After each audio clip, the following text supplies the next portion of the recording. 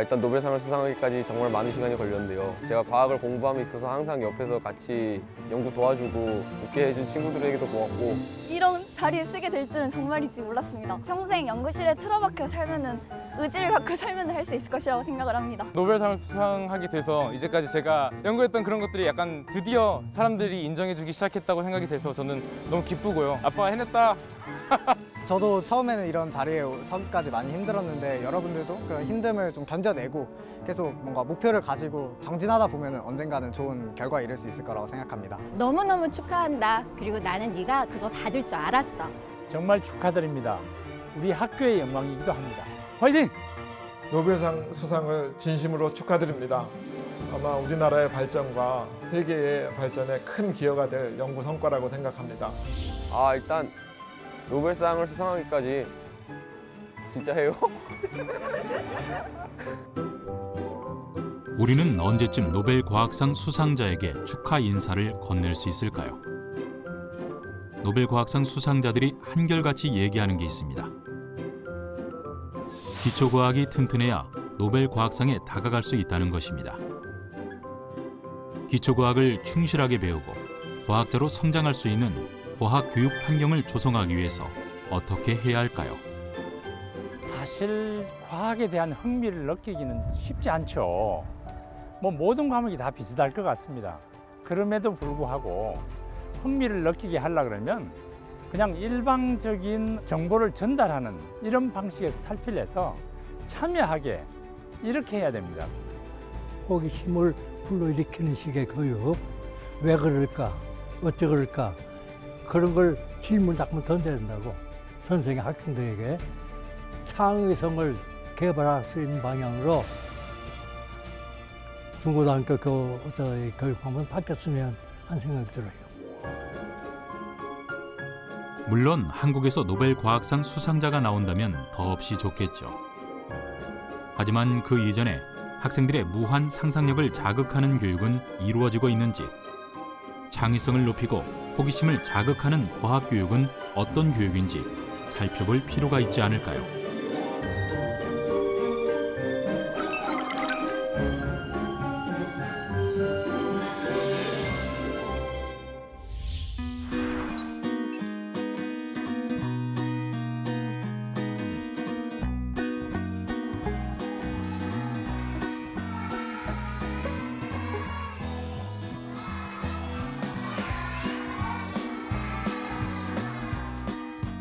아이들이 목청껏 애국가를 부르는 이곳은 경기도의 한 유치원인데요. 이 유치원은 자연 현상에 대한 유아들의 호기심을 과학적 사고로 연결할 수 있도록 교육하고 있습니다. 뭐 하는 노래예요? 동전을 굴리면서 회오리를 만들고 있어요. 이렇게 여기를 이렇게 동전 옆으로 굴려서요. 옆으로 여기 위에 보면 동그라미 회오리처럼 공부하는 게 재밌어요? 네. 과학 재밌어요. 이곳은 메이커 스페이스라고 하는 공간입니다. 아이들의 과학 수업과 연결해 만들기 놀이를 할 때 이용하는 곳입니다. 머릿속의 과학적 상상을 손으로 직접 만들어보며 경험해보는 것이죠. 유치원에서 아이들에게 그런 과학적 내용을 막 이렇게 억지로 이렇게 가르치기보다는 아이들이 이제 과학적인 경험을 하면서 다양한 생각들을 하게 돼요. 그래서 이런 공간뿐만이 아니라 교실에서 이제 다양한 놀잇감이나 이런 것들을 제공해서 아이들하고 즐겁게 이제 놀이를 하고요. 그 놀이를 하면서 왜 이렇게 하면 저렇게 되지? 저렇게 하면 이렇게 되지? 이런 생각들을 키워나가면서 과학적인 사고들을 하게 되거든요. 이런 부분들을 지원을 하고 있습니다. 규현이 생각에 요거를 요렇게 해서 움직이게 하려고 했던 것 같아. 맞아? 아니요. 그러면?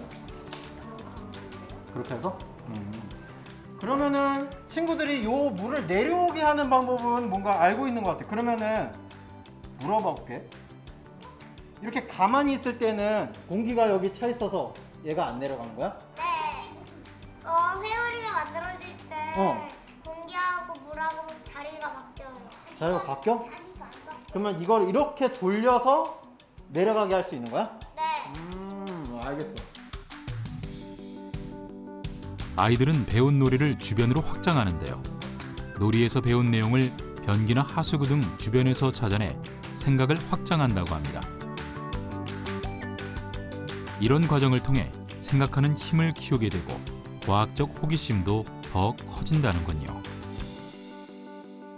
이제 유치원은 지식을 강조하는 것보다는 아이들이 놀이 속에서 좀 다양한 경험을 하게 해서 이제 어려서 이제 그런 마인드를 심어주는 것이 중요하죠.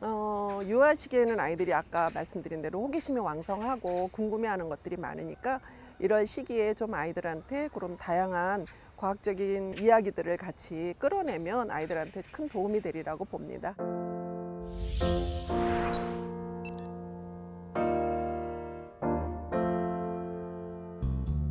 4차 산업혁명 시대에 기초과학이 핵심 교과라는 인식으로 과학에 중점을 둔 중학교도 있습니다. 기초 실험을 주로 하는 과학 동아리 수업이 한창인데요.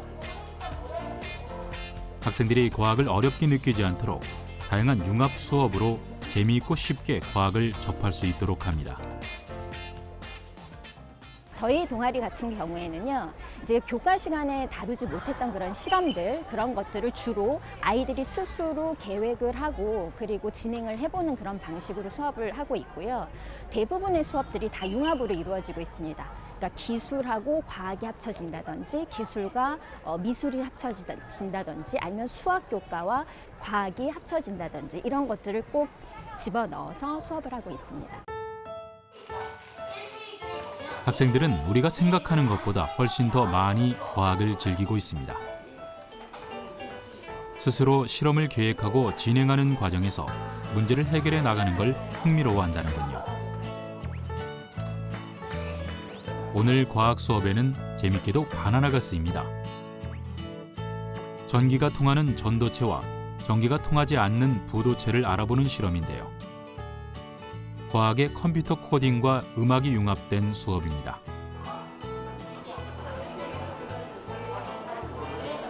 지금 어떤 실험을 해보는 거예요? 바나나 피아노. 이게 어떤 원리로 소리가 나게 되는 거예요? 얘가 전류가 지금 컴퓨터랑 연결돼 있어서 컴퓨터 전기가 들어오는데 이게 얘는 W랑 연결되고 얘는 A랑 연결돼 있고 키보드 버튼이랑 연결이 돼 있어서 이 버튼 누르면은 그 소리가 나게 설정이 돼 있는데 그 바나나에 이게 전류가 통화해서 바나나를 손에 이 수업을 통해 코딩을 경험해 보는데요. 컴퓨터에 적용할 수 있는 언어 체계가 필요하다는 것을 알게 되고 주변에서 전해질 물질 중 전기가 통하는 물질을 찾아보는 과학 탐구와 피아노 연주로 음악적 감수성도 키워나가는 시간이 되었습니다. 평소에도 과학에 흥미를 가지고 있거나 과학 수업 좋아하세요? 그래도 선호하는 편이긴 해요. 아무래도 과학이 그 일상생활과 밀접하게 연관되어 있어가지고 하나하나 알아가는 때 재미를 느끼고 희열을 느끼는 것 같습니다. 그 이유가 있어요? 특히 과학을 좋아하는? 제 주변에서 당연하게 일어나는 것들이 그냥 이런 사실도 있구나, 약간 그런 걸 하나하나 알아갈 때 재밌는 것 같습니다.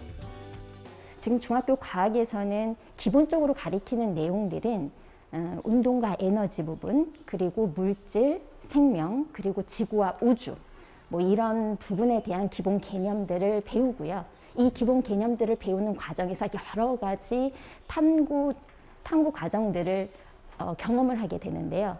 이제 자기가 실험을 스스로 계획하고 그리고 그 실험을 이제 진행하는 그런 과정, 그리고 주변에 있는 자연 현상들을 자기가 배운 개념으로 잘 이렇게 설명을 해낼 수 있을 때 아이들이 즐거워하는 모습을 자주 접하게 됩니다. 주입식이 아닌 탐구로 배워가는 과학이기에 학생들은 수업에 더 많은 흥미와 호기심을 느낍니다. 먼 훗날 어쩌면 이 교실에서 노벨 과학상 수상자가 탄생할지도 모르겠습니다. 수상 소감을 미리 들어볼까요?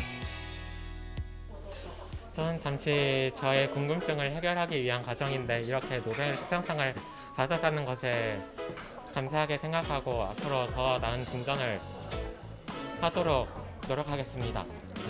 특히 지금 저를 가르쳐 주시는 선생님께서 저에 대한 과학의 흥미를 깨워주시지 않았나 싶습니다. 항상 감사하게 생각하고 있습니다. 제가 중학교 때부터 우주에 대해서 보기 시작했는데 그 우주에 대해서 점점 알아갈수록 점점 흥미롭고 점점 재밌고 해가지고 더 열심히 공부할 수 있었던 것 같고 또 미래에도 더 열심히 노력해서 여러 사실을 밝혀내겠습니다. 새로운 세상을 열어나갈 아이들에게 과학교육은 중요한 역할을 하고 있습니다. 그래서 과학은 더 흥미롭고 더 재미있어야 하며 우리 생활에 적용할 수 있는 교육으로 나아가야 하지 않을까 싶습니다. 어린 학생들이 과학이라는 게 중요하다는 것을 먼저 인지하는 것들이 상당히 중요하다고 생각이 들고요. 나중에는 말씀하신 것처럼 고등학생이나 대학생이 됐을 때 실제로 자기가 체험을 해보는 것들이 조금 더 확장이 될 수 있으면 더 좋지 않을까 생각을 합니다. 인간은 원래 속성상 새로운 것을 배우고 싶어 하는 그런 것을 가지고 있습니다. 그래서 그 부분을 제대로 자극만 해줄 수 있다면 저절로 과학에 대한 흥미가 높아지지 않을까 이렇게 생각을 합니다.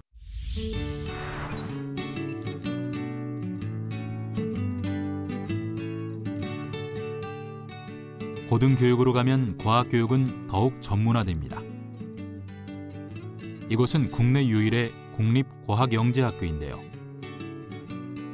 다른 영재학교와 과학고가 교육부 산하인 것과 달리 유일한 과학기술정보통신부 산하의 학교입니다. 국가 차원의 선도적 과학영재를 양성하겠다는 목표를 가지고 있고 과학의 뜻을 둔 학생들이 전국 각지에서 모여듭니다.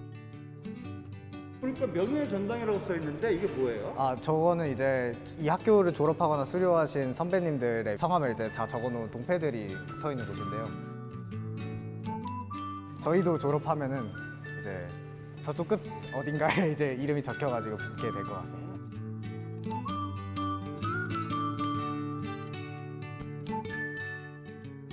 이쪽에서 왼쪽을 보시면 유리벽으로 된 공간이 있는데 이곳은 저희가 세미나실이라고 부르는 교실입니다. 그래서 여기는 이제 아인슈타인이라고 써져 있는데 저쪽 끝부터 A, B, C, D, E 순서로 어떤 과학자의 이름을 붙여서 이제 표시하고 있습니다. 특이하게 왜 과학자 이름이 이렇게 붙어 있을까요? 또 이 안에서 공부하는 학생들이 언젠가는 이런 유명한 과학자들의 뒤를 따라서 좀 세상을 바꿀 수 있는 존재가 되어라 하는 의미가 담겨 있지 않을까 생각됩니다. 도서관에 마련된 서적들도 대부분 수학, 과학 전문 도서입니다. 기초과학과 관련된 연구 자료부터 논문도 찾아볼 수 있죠. 학생들이 학교에 들어와서 과학자로서 필요한 핵심 지식을 학습하고 또 그 학습한 핵심 지식을 바탕으로 연구 활동을 자유롭게 할 수 있는 그러한 환경을 만들어주는 것이 이 학교의 본연의 가치라고 생각을 합니다. 학교의 모든 수업은 일방적인 정보 전달에서 벗어나 참여 수업으로 이루어집니다. 질문을 던지고 토론하는 방식의 수업이죠. 큰 게 아까 앞에 오늘은 연구에 필요한 자료들을 직접 찾아보는 수업을 하고 있습니다. 저희가 이제 학생들이 자기가 원하는 수업을 들을 수 있다. 그리고 자기가 하고 싶은 공부나 연구를 계속 추구해서 굉장히 높은 수준까지 대학교에서 하는 것만큼 높은 수준까지 해볼 수 있다 하는 것이 저희 학교의 가장 큰 장점이 아닐까. 저희 학교에서 가장 큰 특징 중에 하나는 연구활동 기회가 되게 많이 주어지는 것 같은데 제가 이번 여름방학 때 카이스트에 가서 R&E 활동이라는 것을 하면서 교수님과 조교님으로부터 직접적으로 실험 과정이나 그런 연구 방법들을 배우면서 그런 연구들을 진행할 수 있는 기회가 되게 자유롭고 잘 진행이 된다는 점이 좋은 것 같습니다. 학생들의 과학 연구 수준이 높아 대학 교수들과 혹은 과학연구소와 함께 연구를 진행하는 학생들도 있다는군요. 이들은 어떤 과학자를 꿈꾸고 있는지 궁금해집니다. 과학을 대중화하고 조금 더 쉽게 많은 사람에게 알릴 수 있는 책을 쓰거나 아니면 조금 강연을 대중적으로 많이 다니거나 하는 그런 과학자가 되고 싶습니다. 미래에 세상을 바꾸는 나노화학의 연구자가 될 것입니다. 이제 생활 양식에서 눈에 띄게 볼 수 있는 그런 변화를 내가 만들었다라고 할 수 있는 그런 나노화학의 연구자로서 세상을 바꾸고 싶습니다. 저는 환경과 관련된 화학 연구를 하는 화학자가 되고 싶습니다.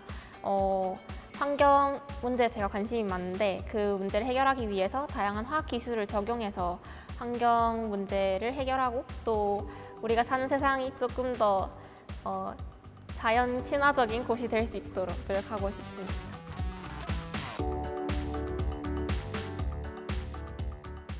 여기는 미생물 공학실이고요. 미생물에서 단백질도 만들기도 하고 미생물에서 유전자 조작도 하기도 하고 하는 그런 연구를 하고 학생들이 이제 와서 실험도 하고 그런 공간입니다.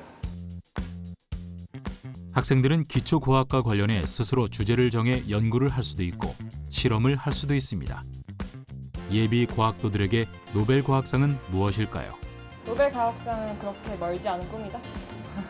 왜냐하면 아마 모든 과학자들의 꿈이기도 하겠지만 이게 막 내가 노벨상을 받아야겠다 하는 것을 받는 거 아니잖아요. 그러니까 그냥 자기 연구 열심히 하다 보면 그렇게 그 노벨상이라는 엄청 창대한 꿈이 그리 멀리 있지는 않을 것 같아요. 노벨 과학상은 시간 문제다. 그래서 저희 나라도 이제 아직 노벨 과학상을 받은 사람이 없지만 좀 시간만 지나면 이제 받을 사람이 무조건 등장할 것이다 라고 생각합니다. 모든 과학자들이 노벨상을 타기 위해서 그 목표 하나만으로 연구하는 사람 없다고 생각해요. 자신이 하고 싶은 일을 꾸준히 하고 그 꾸준히 하는 과정에 있어서 절대 자기 자신에게 부끄럽지 않은 과정들만 가득했다면 결국에는 따라오는 게 노벨상이라고 생각을 합니다. 고등학생이지만 과학을 대하는 마음과 자세는 여느 과학자 못지않네요. 과학에 대한 열정 가득한 학생들이 있기에 대한민국 과학의 미래 또한 밝을 것이라 믿습니다.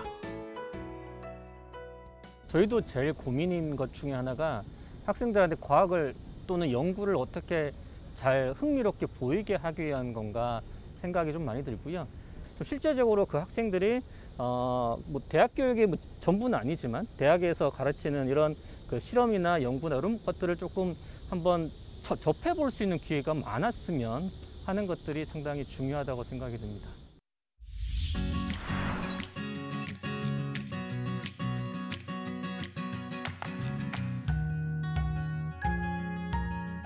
기초과학을 배우고 연구하는 학생들이 있는가 하면 응용과학으로 아이디어 꽃을 피우는 학생들도 있습니다. 특성화 고등학교인 이곳은 응용과학에 집중해 아이디어를 만들고 발명으로 이어지는 교육을 진행하고 있습니다. 학생들이 상상한 것을 실제로 구현하는 학과인 메이커 창작학과의 수업이 한창입니다.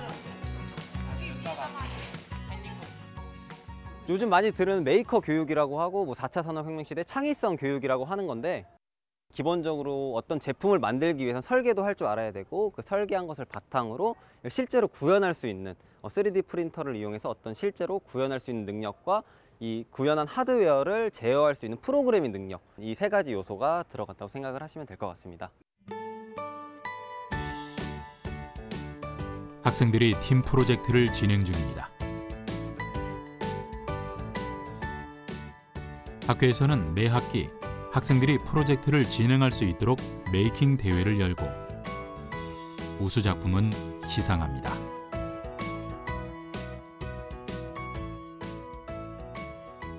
지금 어떤 작업하시는 거예요? 지금 저희가 이 프로젝트를 하면서 LED를 써야 되는데 LED 배치대로 보면서 거리를 전선 거리를 보면서 납땜 작업을 지금 하고 있습니다. 설계나 아니면 이런 전자회로, 코딩 이렇게 세 가지를 융합해서 저희가 메이킹을 하거든요. 4차 산업에 걸맞는 인재를 만드는 그런 프로젝트라 생각하시면 되겠습니다. 직접 만드는 작업을 통해 학생들은 전자회로를 배우고 3D 설계나 코딩을 배웁니다. 학습을 위한 공부가 아닌 필요에 의한 공부를 하기에 학생들도 재미있어 한답니다. 발상을 통해 작품을 기획하는 창작을 하고 코딩이나 아두이노, 라즈베리 파이와 같은 전자제품이나 3D 프린터를 사용해 코딩도 같이 융합하면서 참여하고 체험하는 과학을 배웁니다. 지금 어떤 작업하시는 거예요? 지금 이 프로젝트에 쓰일 이제 설정을 읽는 약간 그런 시스템이라고 해야 되나? 사용자가 이제 이제 뭐 설정 이렇게 뭐 체크하면 이렇게 바뀌잖아요. 그런 걸 이제 읽는 시스템을 만들고 있습니다. 뭐 예를 들어서 뭐 특정 뭐 스위치를 누른다든지 이제 그럴 때 이제 요게 같이 바뀌게 되는 거죠. 여기서 이제 도와주는 거죠 이게. 애들이 훨씬 더 깔끔하게 프로그래밍 할 수 있게 이제 라이브러리를 만드는 거죠. 저 납땜하고 있는 거랑 근데 이걸 연동해가지고 동작을 할 수 있도록 좀 어떻게 보면 생명을 불어넣어주는 그런 역할을 해주는 거죠. 이 학교에는 메이커 창작과, 컴퓨터 특허과와 인공지능 콘텐츠과, 시각 디자인과 총 4개의 학과가 있는데요. 사물 인터넷, 인공지능 등의 IT를 바탕으로 수업이 진행됩니다. 기초과학과 함께 4차 산업혁명 시대에 꼭 필요한 과학교육이 이런 응용과학이 아닐까 합니다. 지금 어떤 작업하시는 거예요? 저희가 이제 3D 프린터로 출력을 한 출력물에 이제 후가공을 하고 있어요. 기본적으로 저희 서포터들을 떼고 그 다음에 사포로 갈아주고 이런 식으로 표면을 매끄럽게 해준다든지 그런 후가공 작업을 하고 있습니다. 이 학교만의 장점에 대해서 얘기해 줄 수 있나요? 자유롭죠. 사용하는 게 자유롭죠. 이런 기구들을 다 사용하는 게.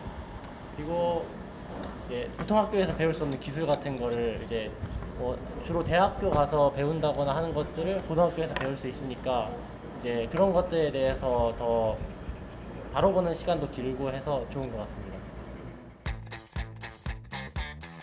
학생들이 드론이나 메이커, 3D 프린팅 등에 대해 전문 지식을 갖추고 있기에 연구하고 개발한 작품의 수준 또한 높은 편입니다. 저희가 마스크 자동 공급기라는 작품을 만들고 있는데 미세먼지 이제 인터넷에서 수치를 이제 가져와가지고 오늘의 미세먼지가 매우 나쁩니다.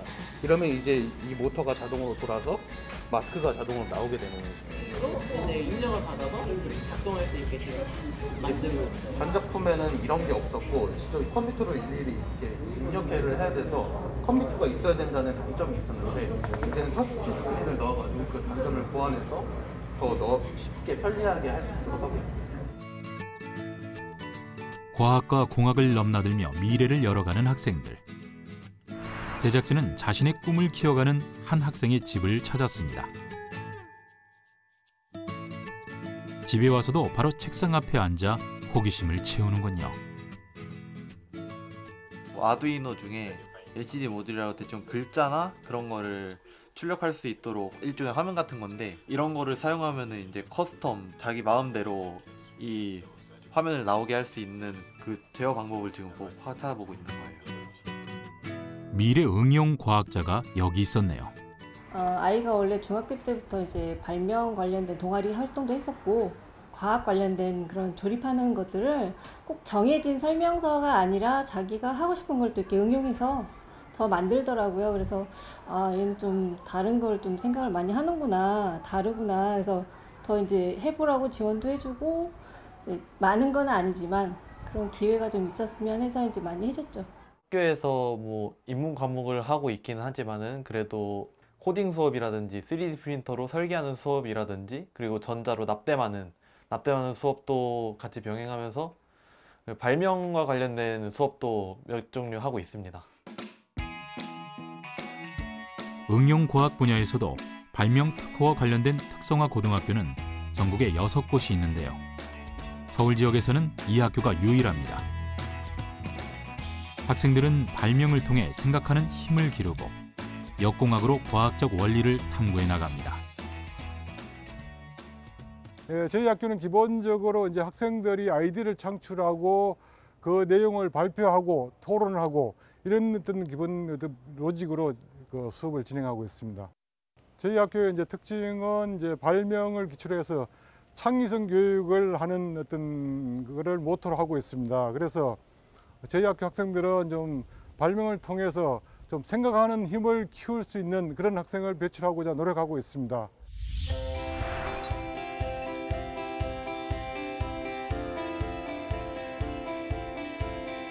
과학의 도시 대전에 자리한 대전교육과학연구원은 과학교육을 통해 미래 사회에 능동적으로 대처할 인재를 양성하고 있습니다. 교육 과학에 영향을 미칠 수 있도록 노벨 과학과 또는 과학 체험 이러한 것을 중점적으로 배우는 곳이라고 할 수 있습니다. 그러한 기초과학을 충실히 이행시키기 위해서 저희 교육과학연구원에서는 유치원부터 고등학생, 일반인까지 그러한 교육을 맡아서 하는 곳이라고 볼 수 있습니다. 특별히 과학 교육 과정 안에 있는 여러 가지 탐구 체험을 할 수 있게 설계된 공간입니다. 한국의 과학 교육이 첨단 과학을 체험할 수 있는 학생 맞춤형 학습으로 확대되고 있기는 합니다. 학생들이 디지털 신기술과 관련된 내용을 어릴 때부터 익히는 것은 물론이고 IT 기술을 활용해서 교육 방식 자체를 변화시키려는 시도도 이루어지고 있습니다. 하지만 여전히 많은 교실에서 주입식 교육이 이루어지고 있는 것도 사실입니다. 2001년 노벨 물리학상 수상자인 칼 에드윈 위먼 스탠포드 대학교 물리학과 교수는 한국의 과학 교육이 어떤 방향으로 나아가야 한다고 생각할까요? These tests that Korea is giving to decide who gets into the good university, the only thing they really measure is, and this is a statement from our research, is it measures that students can do well on tests. It's not measures at all of who can be a good scientist, who's thinking like a good scientist. And we need to think much more about the education system as how to develop potential in student, and that we have lots more students likely who have potential to be great scientists or engineers, for example, than what you're selecting on these formal tests. 학생들의 잠재력을 일깨우기 위해서는 체험 교육이 필요합니다. 과학 교육 자체가 학생들 스스로 참여하고 직접 체험해보는 능동적인 교육으로 바뀌어가고 문제 해결 능력을 키울 수 있는 실험 중심의 수업으로 진행된다면 이 땅에도 미래에는 더 많은 과학자가 탄생할지도 모릅니다. The best thing to do is, and what I'm thinking of as a teacher is, what are the practices? What practice can I give students in terms of making decisions like a scientist would in solving problems? We're really having them focused on they're scared to make mistakes. Okay, you never do science. You never do good science if you're not going to make mistakes. It's all about making lots of mistakes and figuring out what's a mistake, what's not a mistake ultimately, 그래서 사실은 우리 학생들에게 교육적으로 필요한 이상적인 환경은 스트레스 없이 이렇게 놀 수 있는 아주 여유로운 시간을 주는 것이 가장 중요하다고 생각하는데요. 가급적 자기가 이 호기심을 잃지 않도록 재미있는 그런 감정 상태를 유지하는 것이 중요하다고 생각합니다.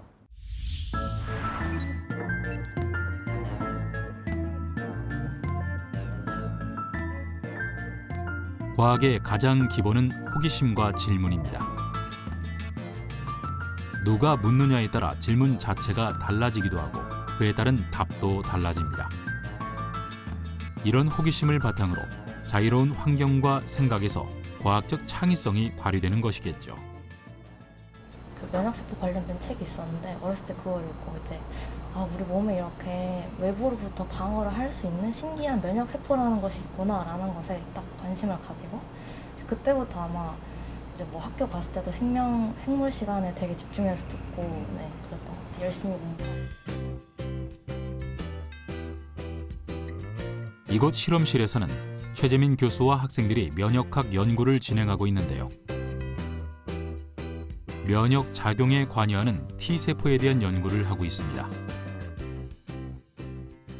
저는 이제 면역학 연구를 하는 면역학자다 보니까 이 면역 작용에 대한 관심을 많이 갖게 됐고 그중에 가장 중요한 역할을 하는 면역세포가 무엇일까 하고 이제 보다 보니까 T세포가 아주 중요한 역할을 한다라고 생각이 되어져서 이제 여기에 대한 연구를 하게 됐고 우리 몸의 면역 작용에 관련된 질병들, 자가면역, 알레르기 이러한 질병들의 T세포의 오작동이 굉장히 중요하거든요. 그래서 이제 T세포 연구를 하게 됐습니다.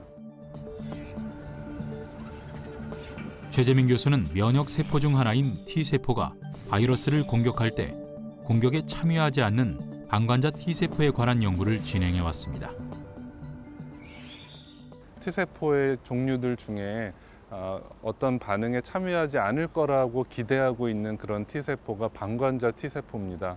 그런데 제 연구를 통해서는 이들이 방관만 하지 않고 면역 반응에 참여를 해가지고 아주 심각한 염증 반응 또 우리 몸에 질병을 일으키는데 중요한 원인 세포라고 하는 그러한 것을 이제 밝힌 연구 결과가 있었습니다.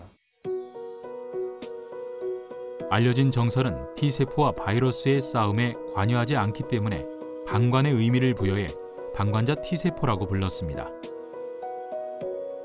하지만 최재민 교수는 정말 방관하는지에 대한 궁금증으로 연구를 진행했고 방관자 T세포가 방관하지 않고 싸움에 관여해서 염증 반응을 일으켜 자가면역 질환이 생긴다는 사실을 밝혀냈습니다. 자가면역 질환은 내 몸을 지켜주어야 할 면역세포가 자신의 몸을 공격하는 병입니다. 흔히 류마티스 관절염이나 아토피가 대표적인 질환으로 꼽힙니다.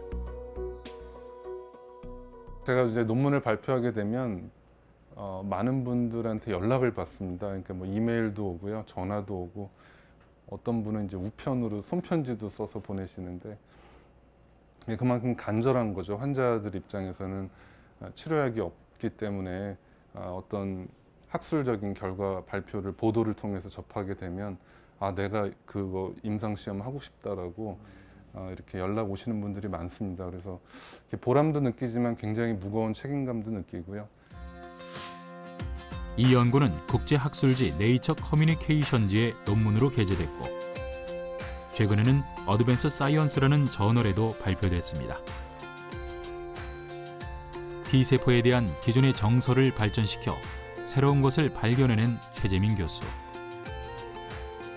학계에서는 방관자 T세포에 대한 연구가 노벨 과학상 수상에 근접한 연구라고도 평가합니다. 사실은 이제 노벨상이라는 것이 그 연구 자체가 너무 특출나서 받는다라는 개념보다는요, 묵묵히 자기 분야의 연구를 깊이 있게 파다 보니 세월이 흘러 어느 시점에 그 연구가 빛을 발하는 그것이 맞물려졌을 때 노벨상이라는 어떤 영광도 따라오는 것 같고요. 더 발전해야 되는 단계의 연구자라고 생각하고 많은 연구자들이 함께 노력할 때 분명히 노벨상 받는 연구 분야 또 대표로 받으시는 분이 결정이 될 거라고 생각합니다.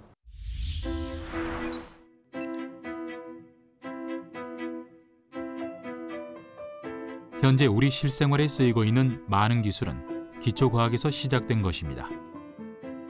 기초과학이 탄탄해야 응용과학도 빛을 발하는 것이죠. 기초과학이나 응용과학에 있어 중요한 것은 과학 자체의 흥미와 재미를 느끼고 과학을 배우고 연구하는 자세 또한 중요하다는 것입니다.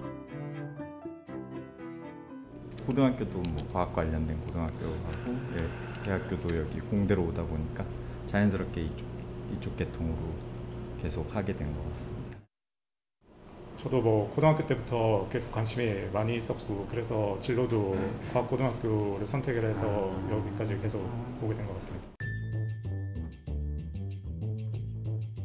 수학을 이용해 문제를 해결하는 응용수학을 이용해서 연구하는 과학 분야가 있습니다. 바로 인공지능 AI입니다. 제가 이제 수학을 많이 좋아하는데 이제 AI를 알고 보면 그 기저에는 수학이 깔려져 있거든요. 그러다 보니까 수학의 기저가 좀 깔려 있지 않으면은 AI를 설계하는데 많이 어려움이 있거든요. 그러니까 수학적인 언어를 어느 정도 알고 있어야지 AI를 설계할 수 있다. 이런 식으로 보시면 될 것 같아요. 인공지능이란 인간의 지능이 가지는 판단, 추론, 학습 등의 기능을 갖춘 컴퓨터 시스템입니다. 마치 인간의 뇌처럼 생각하고 인식하는 지적 능력을 갖고 있죠. 인공지능의 핵심은 데이터입니다. 수많은 데이터를 입력해 인공지능을 만들어가는데요. 이때 기계도 사람처럼 학습을 하게 됩니다. 즉 컴퓨터 스스로 데이터를 수집하고 분석해 미래를 예측하는 과정, 이것을 머신 러닝이라고 하는데요. 한마디로 기계가 사람처럼 학습하는 것입니다. 현대사회에서 인공지능의 필요성은 나날이 커지고 있습니다. AI가 만연한 시대에 살고 있잖아요. 그러다 보니까 사람과 밀접하게 관련된 게 뭐 가령 이런 겁니다. 신뢰할 수 있게 AI를 만들어야겠다라는 그런 의도에서 만든 분야라고 보시면 될 것 같고, 이게 첫 번째고요. 두 번째는 굉장히 중요한데요. 우리 기계가 지배하는 세상 싫잖아요. 굉장히 무서운 세상이잖아요. 이 세상에 도래하지 이 세상을 막기 위해서는요, 이 사람이 의도한 대로 기계가 믿을만하게 설계돼야 된다는 것이 굉장히 중요하고, 이를 가능케 하는 기술이다, 이렇게 이해하시면 좋을 것 같습니다. 서창호 교수가 주목하는 건 인공지능의 자유의지입니다. 기계가 자유의지를 갖게 된다면 나중에는 통제할 수 없는 상황도 생길 수 있고, 영화에서나 보던 기계가 인간을 지배하는 그런 시대가 올 가능성도 있다고 보는 것이죠. 그래서 인공지능의 공정성, 견고성, 투명성, 설명 가능성 등의 요소를 갖춘 신뢰할 수 있는 인공지능의 시스템을 연구하고 개발 중인 것입니다. 신뢰할 수 있는 AI 같은 걸 만들려면 뭐 이런 겁니다. 예를 들어서 뭐 공정하게 판단하는 AI, 뭐 AI 판사 같은 거 만들려고 하면은 AI 판사 공정해야 되잖아요. 그러면 AI가 어떤 개념을 알고 있어야 되냐면은 공정이라는 개념을 알고 있어야 돼. 근데 끝내는 AI 누가 만들죠? 사람이 만듭니다. 사람이 공정해야지만 그거를 바탕으로 공정한 AI 판사를 만들 수 있는 거죠. 그렇기 때문에 만드는 사람이 윤리 교육이 제대로 돼야 되기 때문에 수학뿐만 아니라 그런 측면에서도 여러 가지 필요한 것들이 많다. 이런 식으로 보면 될 것 같습니다. 서 교수는 얼마 전 제임스 메시 연구 교육상을 수상했습니다. 국제 전기전자공학회에서 주는 상인데요. 이 상은 박사학위를 취득한 지 10년이 지나지 않은 젊은 학자이면서 연구와 교육 모두에서 우수한 성과를 보여야 받을 수 있는 상입니다. 저는 이제 연구뿐만 아니라 좀 교육에도 관심이 많거든요. 그러다 보니까 연구하면서도 좀 교육 쪽에 좀 많은 비중을 두고 좀 연구를 많이 해왔습니다. 그러다 보니까 이제 좀 주어진 상인 것 같아가지고 저한테는 의미가 큰 상이다, 이렇게 보시면 될 것 같습니다. 현재 그는 학생들과 함께 질병을 진단하는 인공지능 연구를 하고 있습니다. 저는 인공지능을 의료 영상에 좀 적용을 해가지고 질병을 진단하는 그런 연구를 하고 있습니다. 망막을 카메라로 촬영한 안저 사진을 인공지능으로 분석을 해서 그걸 기반으로 이제 안과 질환 진단하고, 안과 질환뿐만 아니라 다른 혈관과 관련된 특히나 신장병을 진단할 수 있는 그런 인공지능 알고리즘을 개발하고 있습니다. 되게 재밌게도 이게 지금 성능을 좀 말씀드리자 보면은 대략 한 90% 정도의 성능 정확도를 갖고 있고요. 진짜 그러니까 신장 질환이 있는데 진짜 있다라고 판단되고, 없으면 없다라고 판단되는 확률이 90%라고 보시면 될 것 같고요. 더 재밌는 건 뭐냐면은 의사들도 이 안저 사진만 보고는 신장 질환이 있는지 없는지 판단을 못 하는데, AI는 요 그림만 보고도 피검사, 소변검사 이런 거 안 보고 그림만 보고도 판단할 수 있어가지고 굉장히 재밌는 연구라고 저는 좀 생각을 하고, 그래서 이제 연구를 하고 있습니다. 자율주행 관련한 연구도 진행 중입니다. 운전자가 필요 없는 완전 자율주행 단계에서 자동차의 인공지능이 돌발 사고에 대처하는 기술을 개발하고 있다는군요. 혹시 이런 AI 관련 기술이 이 노벨상에 근접해 있나요? 이게 그 노벨상이라고 하면은 보통 이제 과학 난제라든가 이런 걸 풀어야지만 이제, 그러니까 과학과 관련된 거 해야지만 이제 노벨상을 받을 수 있다고 생각을 하는데, 최근에 이제 어떤 연구가 있냐면은요, 이제 AI를 이용을 해가지고 뭔가 새로운 걸 발견하는, 즉 과학의 어떤 난제를 풀려고 하는 여러 가지 시도들이 있고, 이런 시도들이 어느 정도 좀 많이 좀 진척이 되면은 이제 AI 관련된 그런 연구에서도 노벨상에 근접한 연구가 나오지 않을까, 이렇게 조심스럽게 예측을 한번 해봅니다. 대한민국의 과학을 이끌어온 조한규 박사는 젊은 과학자 중 노벨과학상 수상자가 나오리라 생각할까요? 노벨상 되게 60대, 70대 다거든요. 그러니까 이 친구들이 쭉 연구를 계속을 해가지고 업적을 여기 창의성 있는 연구다 하는 그 인정을 받아야 돼요. 그리고 연구 결과가 인류 복지에 크게 기여를 한다 하는 걸 이제 확증을 얻어야 돼. 또 확인을 해야 돼요. 그러니까 지금 뭐 그럴 사람도 꽤 있어요. 일단 뭐 단지 언제냐 하는 것뿐이지 그 뭐 아주 충분하다고 생각해요. 예. 기초과학 연구가 자연과 물질 그리고 생명에 대한 원리를 연구하는 것이지만 동시에 인간의 발전에 크게 기여해 온 것을 누구도 부인할 수 없습니다. 과학을 한 번이라도 공부해 본 과학도라면 또 연구자라면 노벨 과학상은 누구나 꿈꾸는 최고의 상이 분명합니다. 하지만 많은 과학자는 노벨 과학상이 최종 목표가 아니라고 말합니다. 과학을 사랑하기에 오랫동안 연구에 매진하고 더 나은 미래를 위해 과학기술을 개발하는 것이죠. 어쩌면 과학 연구에 열정을 쏟아부으며 세상을, 우리의 일상생활을 이롭게 할 기술 개발 그 자체가 이미 노벨 과학상만큼의 높은 가치가 있는 것은 아닐까요? 인류를 위해, 세상을 위해 밤낮없이 이루어지는 모든 과학 연구가 노벨 과학상이며 그들이 이 시대의 또 다른 노벨은 아닐까 싶습니다. 노벨 과학상은 많은 연구자들이 흘린 땀에 대한 보상, 다 한 명의 연구자의 특출난 연구 성과로 인해 받는 상이라기보다는 그러한 연구를 하기까지 수많은 연구자들의 그 땀이 함께 모여져서 노벨상을 받게 되는 거라고 생각합니다. 과학, 영어로는 사이언스 라틴어를 안다라고 했잖아요. 그러니까 아는 것에 미쳤다라는 건 과학에 미친 사람들이에요. 과학에 미친 사람들, 굉장히 열정을 갖고 있으니까 아는 거에 열정을 갖고 있는 사람한테 주어지는 아는 것에 미친 사람한테 주어주는 선물이다. 이렇게 생각을 합니다. 다 우리의 꿈인데 이제 곧 나올 때가 되지 않았나 싶어요. 여기서 아마 나오지 않을까요? Our dream.